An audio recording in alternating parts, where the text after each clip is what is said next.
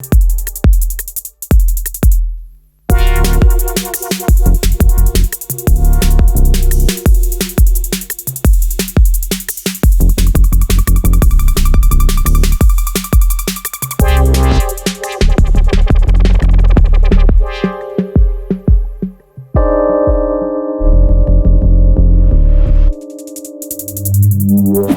and welcome to Dr. Mix! That's right, let's speak about my 808. That didn't go well.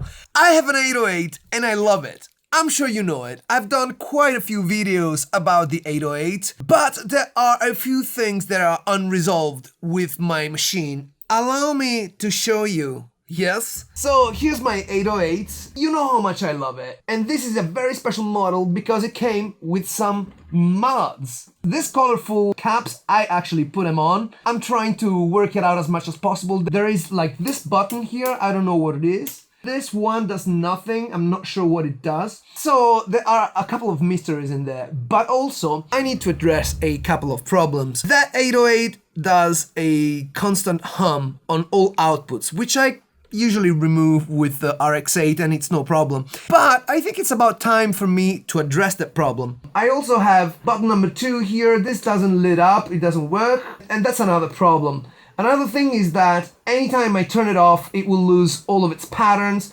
I know I should change the batteries, but I've done it and it's not enough. So there is something that must be addressed about that. And in general, look, all I'm looking for is perfection! No, seriously. What I'm looking for is the real, pure sound of the 808. Well-calibrated outputs. I want a pristine sound and I want tone variety. So I've booked CLIVE CAVAN again and he's gonna come tomorrow. CLIVE is the man who takes care of my tape machines. Sometimes he repairs my roads. He also helped me design the electrical system for this very studio. And now he's going to sort out my 808. So, because I'm supposed to send him some pictures tonight, I'm gonna have to open up that baby. Computer, turn 808 off. Alright. Let me disconnect from the back. Yep.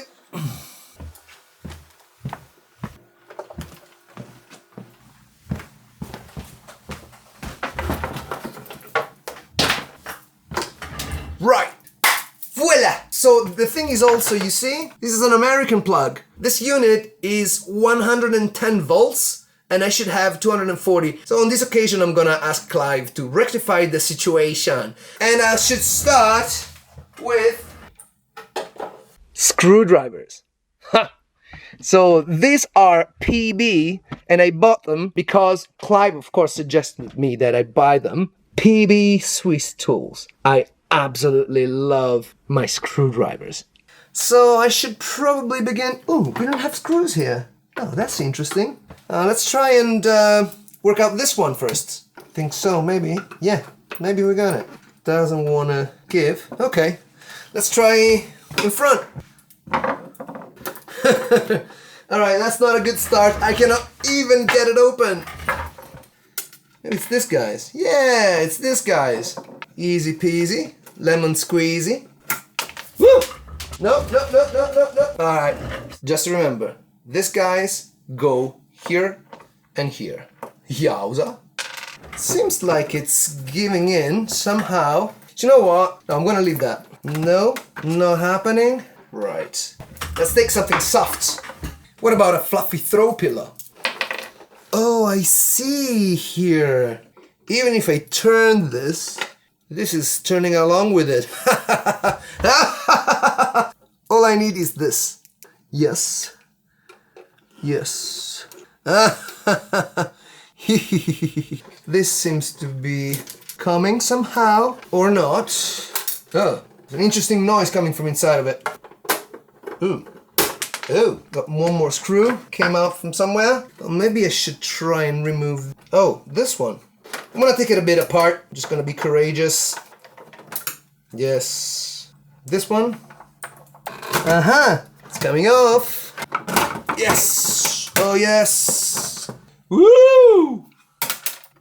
Wow. Pillow here. Bang. Ooh. There you go. Oh. I don't know what to do now. I don't have enough room for this. Oh, like this. Yes. All right. Here are the guts of my 808. That's the board, power supply, and the MIDI card. Okay. MIDI card is from CHD. Oh yeah, I know them. The capacitors seem to be in pretty good condition. If you don't know anything like me. Oh, this goes here. Probably. I'm gonna have to figure this out again. Ooh, and we have this guy here. There is quite a little bit of rust in here. But otherwise, everything seems to be correct. Right, so there is the modification. Oh, they've got their own board. Look at that. We will have to work that out. And when I say we, I mean Clive. Let's take a few pictures here. Let's take a picture of that.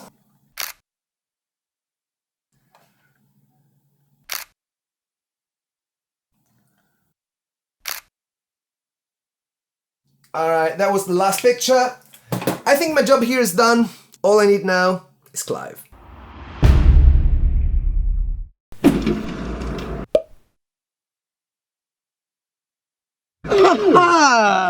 Thanks for coming! Hey, come see my new studios. This is looking quite impressive. Isn't it? From the moment you walk in, it's a studio. Wow. This is it. The AC's in there. On a different phase, like you advised. Of course. This is the main board. Each room has its own board now, as you advised. Check out this one. I bet you haven't heard any clicks on your audio with the AC going on and off. Oh, dude, the audio is perfect in this room. And check out, I want to see your face. Computer, turn Studio A on. Okay, I'm impressed. It gets better. Computer, turn synthesizers on. Okay. Right, okay, that's pretty cool. This is like Star Trek, isn't it? Yeah, it's like a bat cave, isn't it? And you've got a, what's his name as well? Thurman. Thurman, yeah. Signed by Bob Moog. There you go. And of course, we have also Studio B. Computer, turn gear B on. And they come to life. And you've got all your sockets all around the edge? All around. And where's the distribution board? The distribution board is up there. Oh, no, in the false ceiling. Studio. Oh, I see. Yeah, there is one for each. You got computer control. You see, my concept was you come in, instead of all this, you have a distribution box and you can switch on the studio. Right, right. That's the way I've always built studios before. And we had it like that at Olympic and other places. Yeah. It makes it very easy to get round. If something goes, pops, you just go round, clonk, like that. Done. Yeah, Done. I still have that option, but because nowadays we have got Alexa switches, then you can put them all around. Yeah. You know, you just vocal command. Computer, turn. Computer, turn gear B off. And there you go.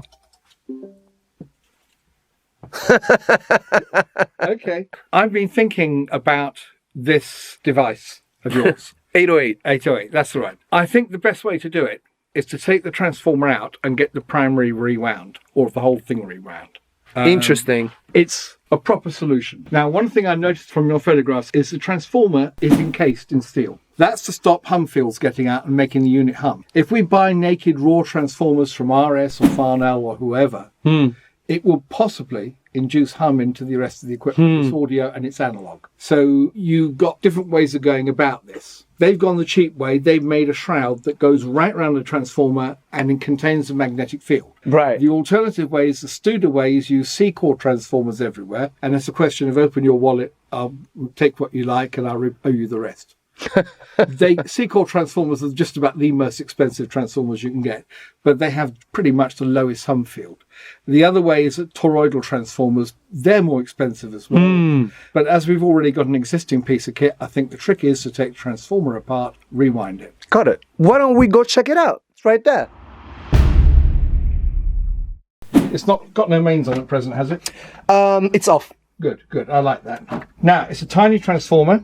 Yes. It's not that big a deal. I reckon we could get it rewound for probably less than £100. I mean, if we took this apart, and it's possible to take it apart, it's only 2 bolts to get it undone. That's the mains input. This is the output. There's your, I think, 10 volts. And that's your 23/23. So you've got plus and minus 24 volts, presumably, or 20 volts or something like that. And 10 volts is for the 5 volts for the computer stuff. So it's quite simple, but it's not a standard transformer. You're never going to buy that anyway. I've seen some people utilize 2 different transformers, one for each rail. Yes. Would that be a viable solution in your opinion? It is, but then you're going to get transformers without screening, with analog equipment. Right. So it depends how much hum you're prepared to put up with. Got it. I want the least amount of hum. So the least amount of hum is rewind That's that. what the rewind is. I think that is our cheapest and most elegant solution. And do you know companies that do that? Do that as well. Of course you do. Usually much bigger. I mean, a friend of mine recently rebuilt a Neve and it had 3 massive power supplies and the transformers were like this. And they were about £800 each to rewind. Once he got the information from one, he could do all the others. Right. So he got that at a reasonable amount of money. I did another one for a Neve VR. And the transformer was massive. It was like that. And that was close to £1,000 to Of course it would. but these ones here, someone's got to take it apart and figure it all out and so on and then rewind it. I reckon we'll get around £100, maybe a little bit less. Okay, cool. It's a lot of money for something like that, considering you could buy a transformer sort of similar in size at RS for maybe, 20, 25. Guess how much this unit market value is right now? £250? £5,000, mate. You're kidding. I am not kidding you. Right, my rates have just gone up. Of course it did. No. Well, I didn't pay that much, but that's what it's today. My God. Yes. That's a huge amount of money. I take it that this stuff has been replaced at some point because they don't look the same. That's a 7805. That's a 5-volt regulator. I've got a few new ones here. Well, we probably won't need them. This is the sort of stuff I keep anyway. BF96, I never heard of that. BF596. That's a straight transistor. Yeah. D880. That's a 2SD, and that's a 2SB596. So those are Japanese transistors of a particular type. TA7179. It's not a chip I'm familiar with. That's almost certainly the regulator amplifiers there. Those are bridge rectifiers. That's the 5-volt bridge rec, and I think these are the plus and minus 20-volt bridge recs. The rest of it looks fairly common and easy to get. I probably wouldn't use one of those again because they're pretty obscure and ancient. I use a slightly more modern device. I don't know what this BF 2SB596 or 2SD880 is, but I'm sure we could either get them or find something else. And the 7805 is a really common chip. That's just a straight 5-volt regulator. You going to recap it?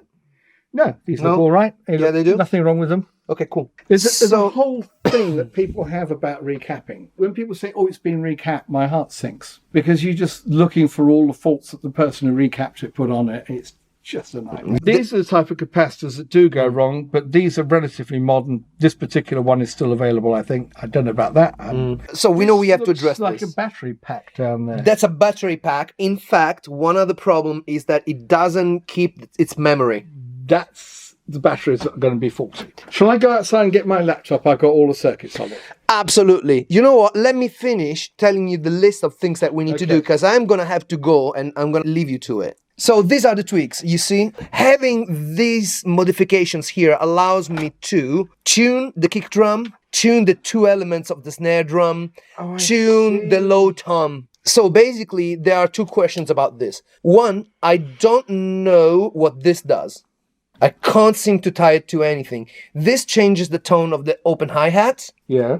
This changes the tone of the closed hi-hat. This, I have no idea what it does. Okay. And this, I have no idea what it does. Well, we'll figure it out. They're nice little pots. So BD, bass drum. Yeah, so basically, these 2 regulate the pitch. Yeah. They both combine. This is the clicky part of the sound. Yeah. So it's like...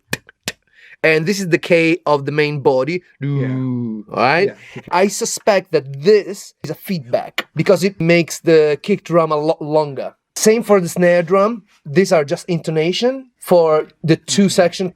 On one side, on the other side, it goes. So you can choose the pitch with this. Yeah. I would love to extend this. This 808 has been violated anyway. May as well put a few more on this left-hand side to change the pitch of the clap. Okay. I don't know, maybe... Well, we're going to have to find out what they've done. Yes. And what value these bits and pieces are. Yep.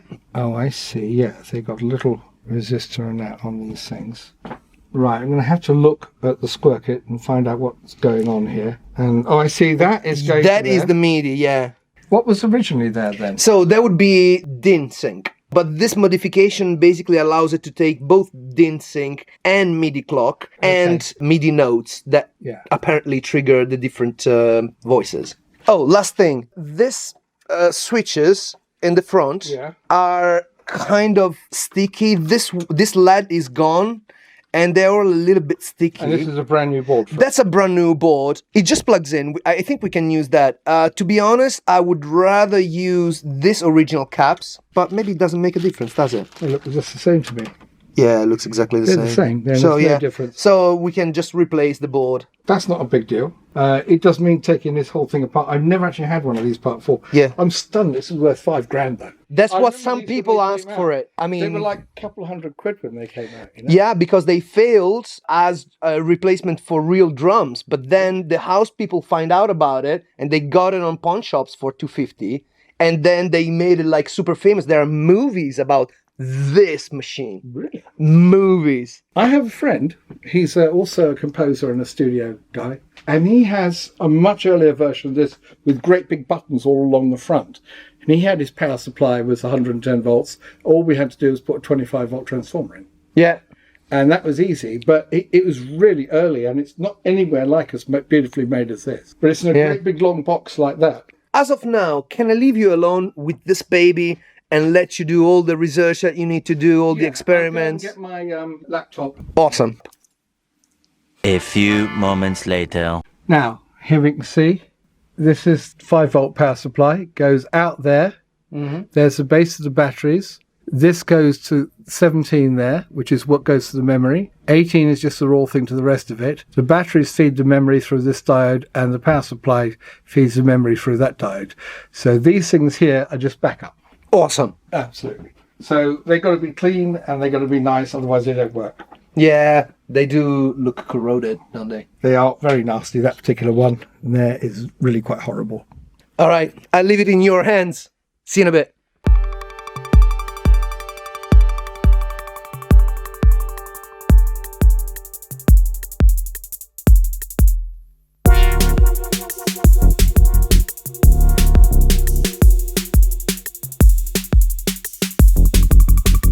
I'm back. How's it going? Right, this is your new keyboard fitted. This is this one. The guy has basically soldered the wires into the connector. Now, I've done a bit of research on the interweb here. That's what it's meant to be like. Right, see? That goes in there. Now, you can see what it's meant to be like, and it's soldered to the other end. So if you look under here, someone's put tags on there and soldered it to. It shouldn't be. It should just come in and plug in. Right. So I thought, well, let's see if we can get in touch with Roland or anyone else. And I found all these pictures and everyone's screaming and crying that you can't get these things anymore. The reason being that the pitch on these cables is 2.3 millimeters. All normal cables are 2.5. Now, it doesn't make any difference if you've got 2 or 3, but if you've got 12, it won't fit. Okay. So there's a guy in Australia in 2017 said he had over 10 and he stopped putting them up on eBay. So I've just sent him a message on eBay to try it and see if he's got any of these left. If he has, then we can get one and slip it in. It'll be perfect. We're solution number 2. Solution number, well, there's 3 solutions really. Solution number 2 is to put this back in and wait till we get it. Solution number 3 is to unsolder these and solder them on there, but this will destroy the connector. Let me tell you this. Why don't we just replace the ones that are faulty with these ones that are good? Well, literally, we desolder. Well, the LED doesn't work, and then I mean, if you click on the actuators, you will realize that these are a little bit gone. So why don't we just desolder the actual things and we put them here? And well, we could do that. Was sort of our option number 4, but I was trying to avoid that because it's a huge amount of work. But you know, we can do that. So you're talking about this mods now, yeah? Yeah, those two there, open hi-hat and hi-hat. These are filters here. It's going to take me some while to figure out what he's done, so I can figure out what I can do to other things, because this is not my métier, as it were. Right. I mean, but I can figure it out. It's only electronics. He's changing filters to these. So there is a filter.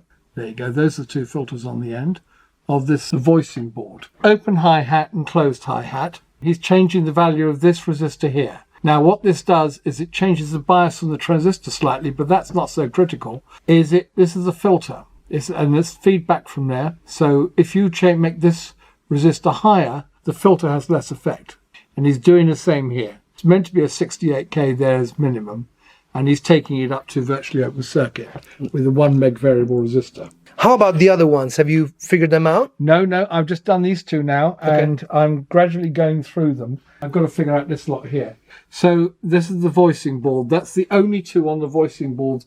All the other things affect the actual generators themselves. Got it. You want me to move it around? Yes, please. Which one? Second one down. Yep. Yeah, that's right. Reduce opposite way. Right. So now I'm going counterclockwise. Yeah. Max, so we got a 1 meg ohms. So it's the same as the other one. This is 1 mega ohm. 1 meg ohm. 1 meg. So how about the power supply then? Well, we're going to have to rewind the transformer, but it has this little capacitor here, which if you weren't thinking about it, you might miss. You would think, oh, well, that's just across the mains to filter it. But the one they fit on this is rated at 125 volts. If we put the mains across that, there'll be an awfully big bang and lots of smoke. Right. So we're going to have to replace this one with a new one, and I've even found the right part on RS 1650301. They're 58 pence each. Not that big a deal, but I've got to buy 10 of the little things. And they're rated at 300 volts. They didn't have it in those days when this was made. They're called X-rated capacitors. In other words, they're designed to go across the main. It's quite a lot smaller than the one that's in there. I'm going to take some time. I've got to figure out what all these things do. Yep.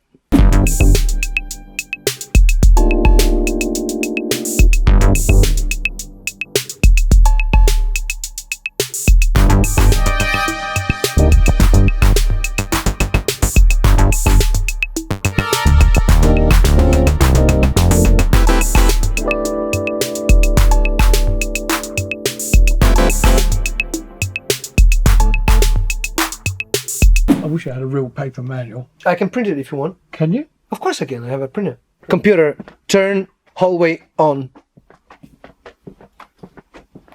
Yes.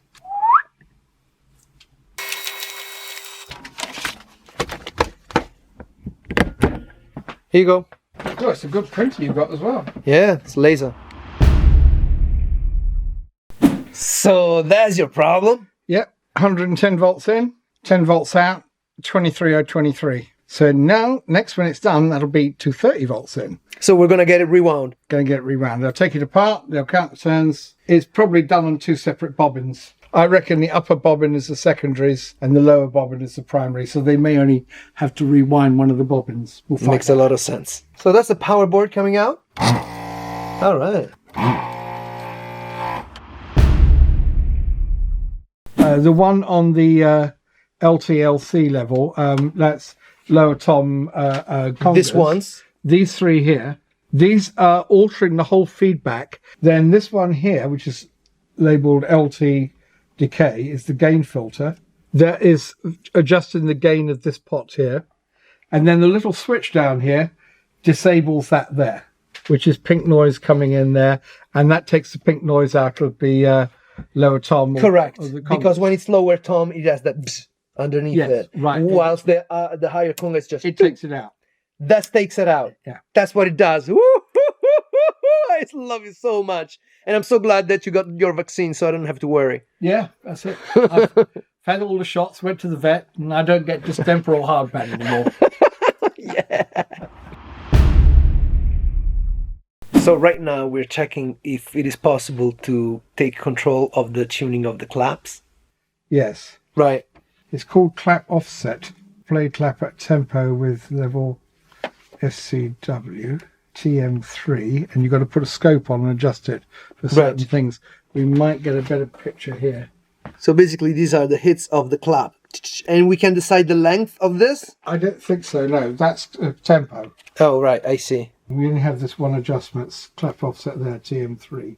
You know what? Let's check on internet if there is anyone else who has modified the claps. I've seen this modification somewhere. If you do that bit, Okay. I'll concentrate on getting the transformer done. Perfect. Well, listen, I thought I was going to finish this video today, but that's not going to happen. So I think I'm going to let Clive have that transformer recoiled and I will make one more episode. In the meantime, I hope you really enjoyed this video.